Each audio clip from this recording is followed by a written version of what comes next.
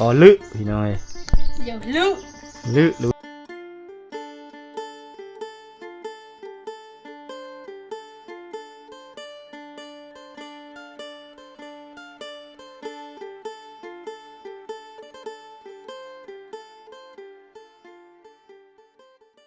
คือหนาวฮะเมื่อยบ่เขือเพิ่งหนาวธรรมดาบ่ปิดมาพี่ปิดหน้ามาพี่นี่คือผลงานพี่น้องผลงานของน้องมิกแล้วก็น้องอลิศไปซื้อขนมขอบใจกันไหมขอบใจภาษาเจ้าขอบใจวันไหนภาษาตรีขอบใจคือกันบ่นบเอาโอ้งามเดี๋ยวไปซื้ออยากซื้ออย่างก็ซื้อได้เงินแล้วพี่น้องไปแล้วได้อันนี้ได้แล้วบ่โอ้ได้แล้วคนนี้ไปซื้อมาเรียบร้อยนี่แหละพี่น้องเด็กน้อยเพิ่นเห็นเพิ่นกระติดอันนี้อลิศว่ามาท่าแต่เช้า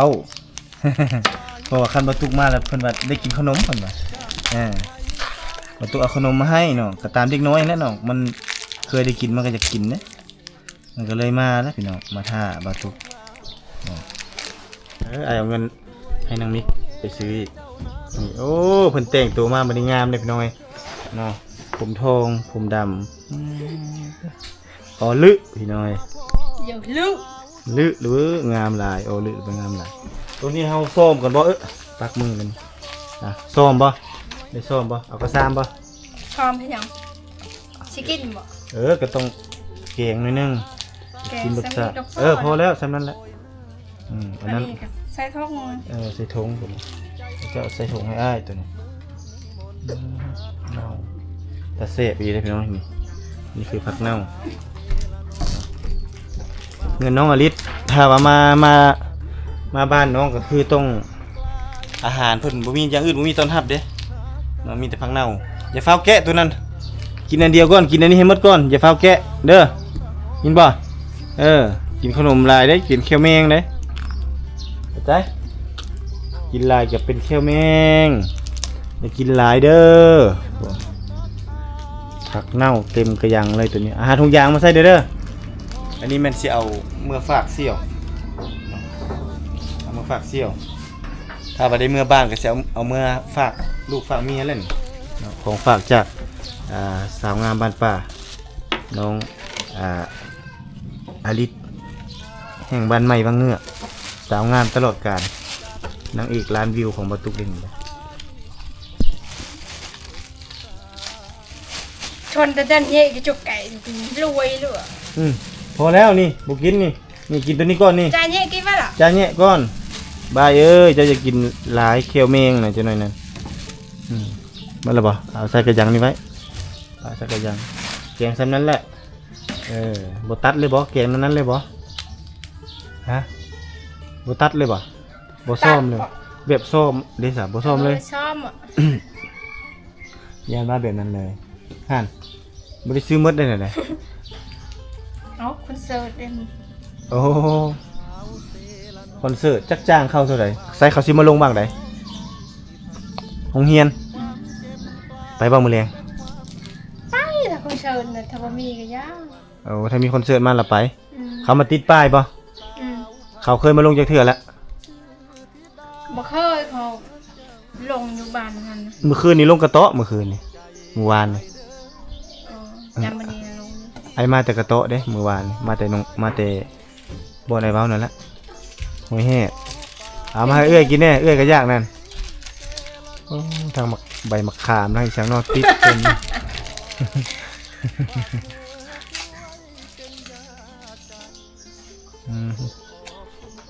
แซ่บป่ะ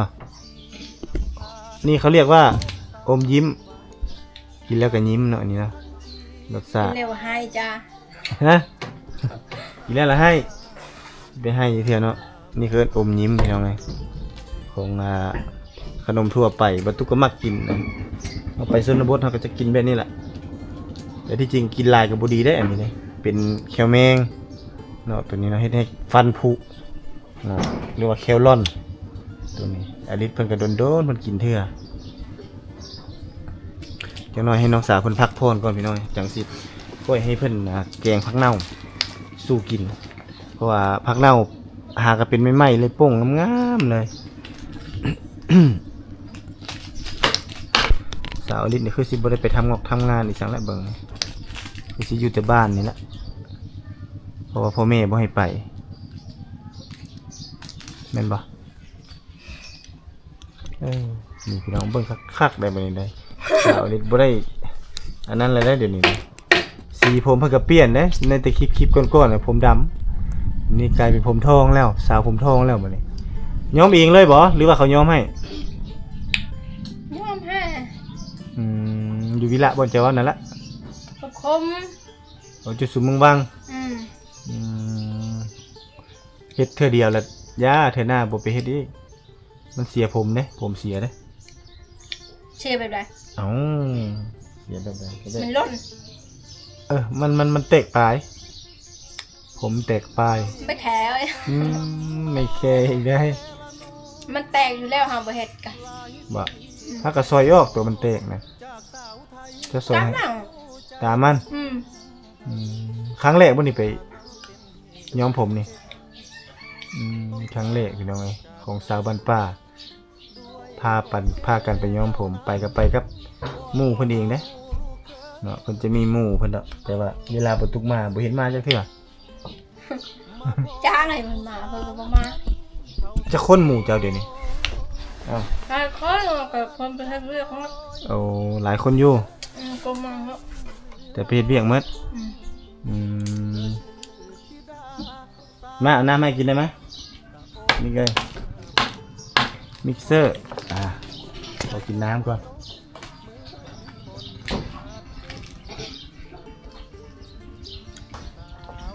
แล้วส่วนมันนี่เราไปเฮ็ดอย่างต่ออีกบ่เนี่ยจุดให้บ่ ก็มาย่างข้างควง โอ้ยเว้าให้มัน ข้างบ้าน เก่าโอ้ก่อนรวมย่างช่างบ้าน ก็ได้นั้นแล้วบ่เบิ่งน้องสาวบนหัว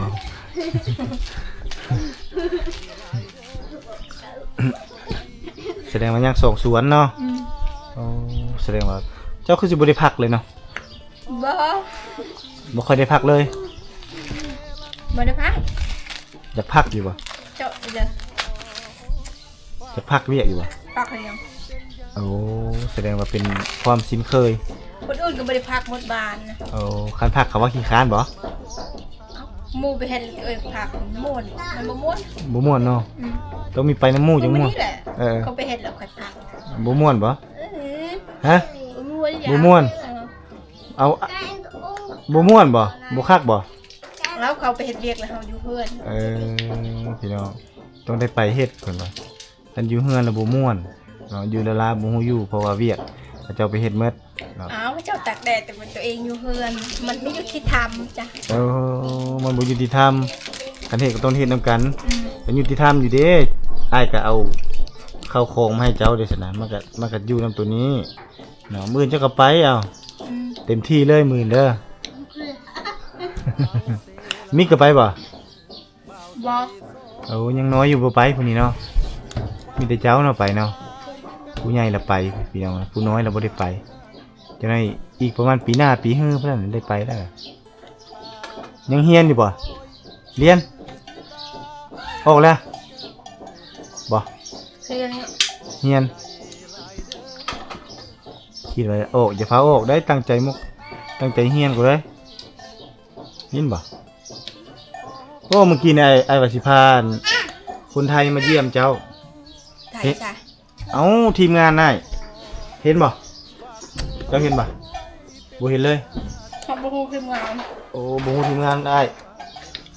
มันมีผู้ร้องเพลงร้องหยังอีกเด้นี่เดี๋ยวให้เบิ่งเด้อไอ้สิให้เบิ่งโอเคอยากบอกจังได๋เดี๋ยวนี่อ้าวเห็นบ่เห็นอ้ายบ่เบิ่งนู่นน่ะกล้องไปจังได๋เนาะแตะบ่นู่นน่ะโจเห็นบ่นี่เห็นเนาะนี่ทีมงานได้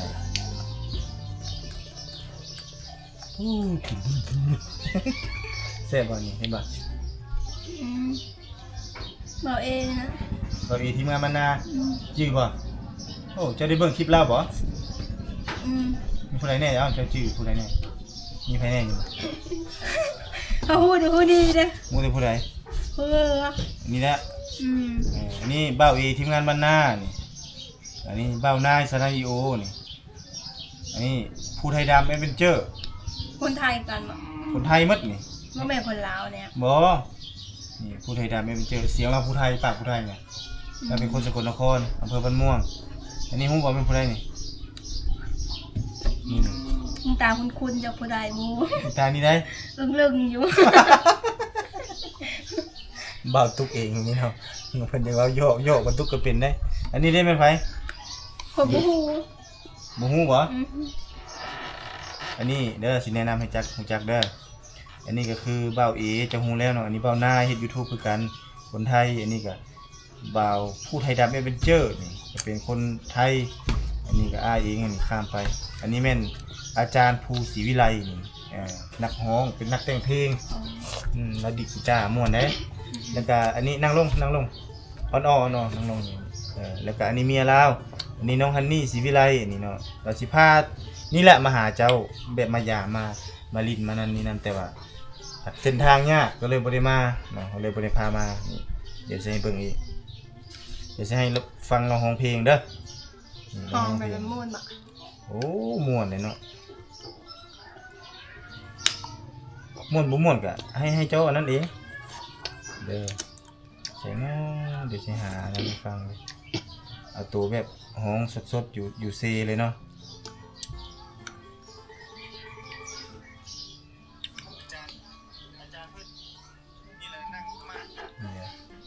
นี่ตัวนึงมันสิห้องให้ฟัง ตะกู้แม่นเลย ตะกูนั่งลงใส่นอ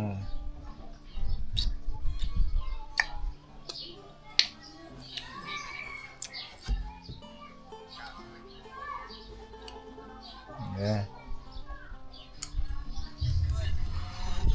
ด้อเคยได้ยินปะนั่งลงตะกูเลย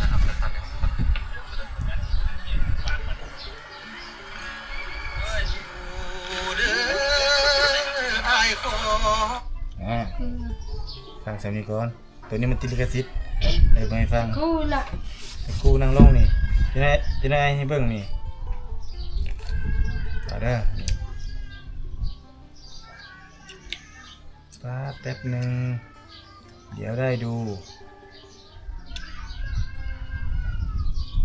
ใส่แล้วยังหาให้เพิ่นเบิ่งอยู่พี่น้องนี่ตัวนี้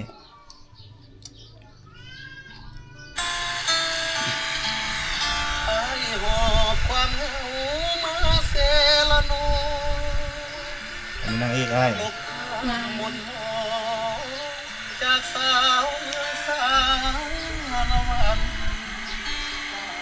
น้ำเป็นยิ้มให้เขาต้องพาจากกัน จะไปเจออยู่ปะ อะไรเจออันนี้ เธอนั้น เจอมาเลย บัวเอาลูก เจอคนนี้จะพามาเจอ มาพ่อ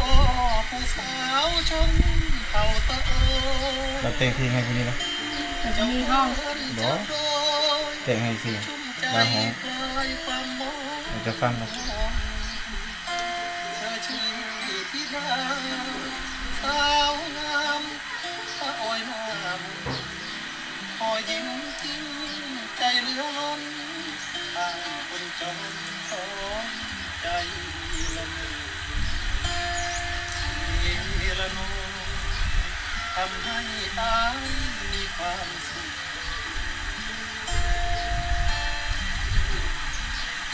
หาใจสองเฮาพันสู่สัญญามีเพียงเธอสาวเผ่าตะโอยชื่อที่ได้รักเจ้าขอบใจหลายเด้อที่เธอก็มีใจให้อายหยุดความรู้ที่เซลาโนทุกความหม่นหมองถูกเธอ ให้แค่ซึ้งถ้าเจ้าถ้าเราเต้นให้เจ้าเนี่ยเจ้าก็คือสิซึ้งเลยนะโอ้โหร้องเพลงม่วนเลย จากนี้หมดหัวใจอ้ายไม่ถึงฟ้า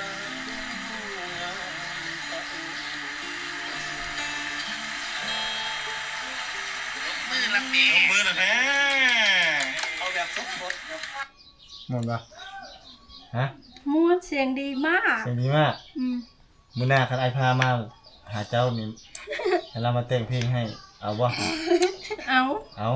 อยากได้อยู่บ่ที่เพลงเป็นของตัวเอง เอาภาษาบันไดเฮา ฮะ เอ้าเราแต่งให้ได้หมดได้นี่ คนงามเราแต่งให้หมดแบบมันต้องเข้ากับชีวิต เข้ากับชีวิตเจ้า ช่วยพากันไปกินปลาอยู่เซ่ตัวนี้ แล้วก็นี่ตัวเราอันแต่งอันนี้นี่อันนี้แบบแต่งอยู่ ไอ้หอบความช้ำมาเฟละโนหลายปีหมุนหมองจากสาวไทยสีใจรำพันฐานะเป็นเหตุคิดให้เอาต้องพลาดจากกันด้วยพ่อแม่เจ้านั้นบ่เอาลูกเคยคนโต นี่เราแกะโคตรเรียบร้อย มาพ่อผู้สาวชนเผาตะโอเจ้าเอิญจะลอยงอยเดินลืมความมนเธอชื่อธิดาสาวชนเผ่าตะโอยหน้ามนคอยยิ้มทิมใจอ้ายล้นอ้ายต้นจอนทองใจละสาวเสียละนองบ่าวไทยสองใจพัน จังนี้ ความเจ็บกลายเป็นความสุขหากันแต่วันแรกเจอสาวเผ่าตะโอยชื่อธิดาอ้ายรักเจ้าดีขอบใจหลายเด้อที่เธอก็มีใจให้ ขอฝากชีวิตไว้เซลโน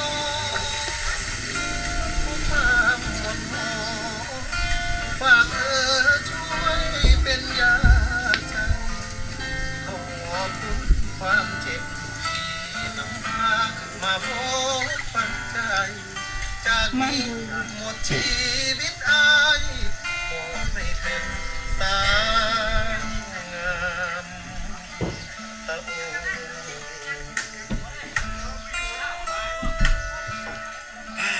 โอเคครับ เป็นไรม่วนปะฮะ โดนม่ว มาน กปะ มัก มื้อหน้าสิพามาหาเด้อ นี่ผู้นี้ดิ ไหล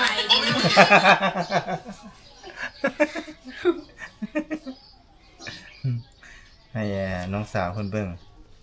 หลายหลากหลายแง่หลากหลายมุมพี่น้องเอ้ยนี่เป็นสาวเพิ่นแต่งให้กับน้องธิดาเนาะแต่ว่าเอามายกตัวอย่างให้น้องอลิศเบิ่งว่าน้องอลิศอยากได้บ่จังซี่เนาะเพื่อให้น้องอลิศนี้เนาะได้คุ้นเคยเพื่อมื้อใดมื้อหนึ่งอาจจะได้พามาหาน้องสาวเพิ่นเนาะแล้วก็ให้น้องสาวคนนี้ได้คุ้นเคยกับพระเจ้าได้ลึงหน้าชื่อหน้าจำตาในโทรศัพท์นี่ซะก่อนเนาะอยู่ในนั้นเพิ่นชื่อแต่ผู้เดียวชื่อแต่เบ้าอีเคยเบิ่งคลิปเล่าบ่ โดย คลิปเกี่ยวกับหยังล่ะเฮ็ด ผู้สาว ผู้สาวอยากให้เรามาถ่ายบ่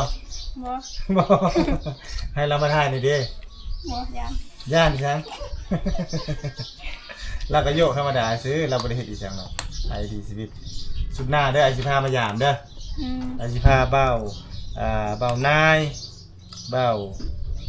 นิพนธ์คำตะกร้าพร้อมเรายังบ่เคยได้มาคันเราสิมาแล้วก็เอาผู้ไทยดำพร้อมแล้วก็เอาอาจารย์นี่เนาะอาจารย์นี่ขาดบ่ได้เลย อาจารย์ผู้ศรีวิไลนี่ ผู้นี้สิมาแต่งเพลงบทเพลงให้เจ้า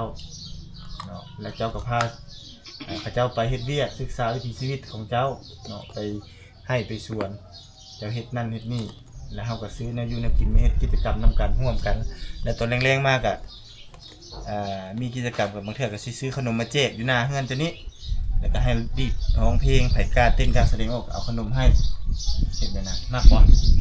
นี่มีคลิปให้เบิ่งอีกมีบ่บ่มีแล้วบ่จัก ใครยังบ่ทันเอาเขาโลดเขาสมบ่จักใส่น้อใส่น้อลบแล้วบ่ว่าเบิ่งเด้อมัน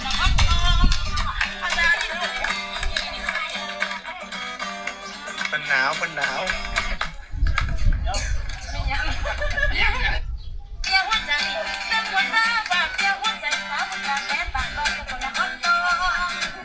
พี่น้องชนบทนั่นนี่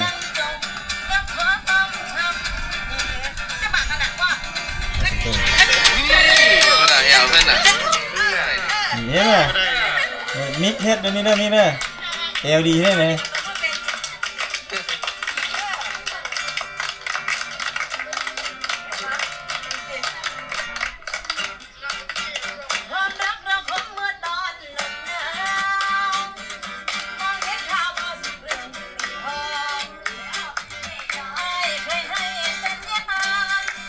มักบ่แบบนี้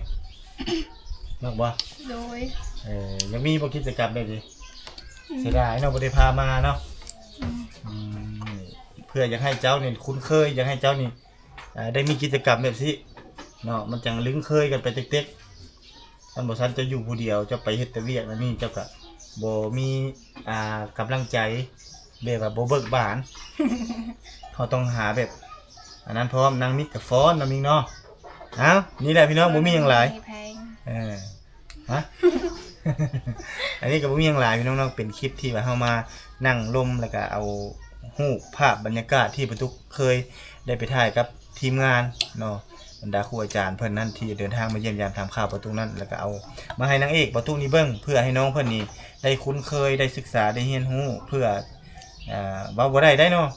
อนาคตภายภาคหน้าเดือนหน้าบ่รู้ว่าเท่าใดบางทีอาจจะพระเจ้าอาจสิได้เดินทางมาเยี่ยมยามหรือว่าประตูพามาเยี่ยมยามน้องสาวเพิ่นเนาะเพื่อให้เกิดความประทับใจให้น้องเพิ่นนี่ได้เปิดโลกกว้างเราได้เห็นหลายคนที่ว่าฮักที่ว่าเพลงส่วนหลายนี่เจ้าจะเบิ่งแต่ในคลิปเนาะแต่มื้อหน้านี่อาจจะพามาแน่นอนเนาะแต่น้องต้องบ่อายเด้บ่ต้องอายเขาเจ้านั่งลมนั่งเว้านั่งว่าเด้เฮ็ดได้บ่ฮะได้โอเคเนาะเอ้าบ่มีหยังหลายพี่น้องเนาะสำหรับคลิปนี้ก็สิขอจบคลิปไว้เพียงส่านี้เนาะพบกันใหม่คลิปหน้าสำหรับคลิปนี้แต่เฮาสองน้องขอลาไปก่อนสบายดีบาย